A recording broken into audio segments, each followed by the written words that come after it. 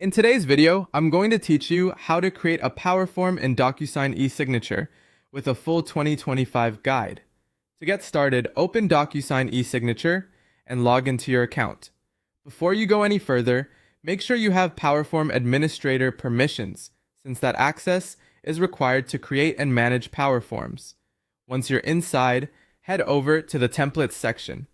Here, you can either choose an existing template or create a new one. The important thing is that your template must include at least one document and at least one recipient, because a PowerForm can only be built from a properly configured template. Next, set up the first recipient carefully. This first recipient should be a placeholder role, and the action for that role should be set to needs to sign. That matters, because this is the person who will begin the process when they open the PowerForm link. After that, open the template and add the signing fields you need. These might include a signature field, name, date sign, text fields, and checkboxes. As you place each field, make sure it's assigned to the correct recipient. This is one of the most important parts of the setup because incorrect field assignments can cause confusion later. Now review the document and recipient setup, then save the template.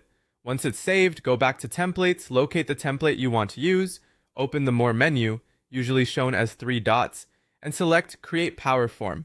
At this stage, enter a clear PowerForm name. It will often be pre-filled from the template, but you can customize it to make it easier to recognize later. Then customize the email subject that signers will see in DocuSign email notifications. Keep it clear and specific so recipients immediately understand what they need to complete. You'll also want to add instructions for the first recipient.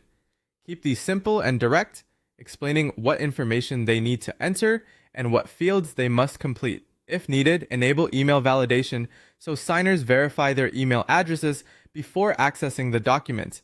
Depending on your setup, you may also be able to add a short message for all signers involved in the process. Next, configure any usage limits. For example, you can limit the number of times the PowerForm can be used and set a minimum time between responses from the same person. You can also define a maximum number of responses after which the PowerForm becomes inactive.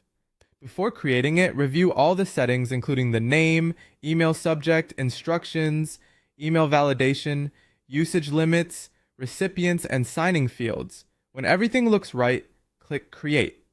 DocuSign will generate and activate a unique PowerForm URL. Copy that URL, then test it in your browser using sample signer information.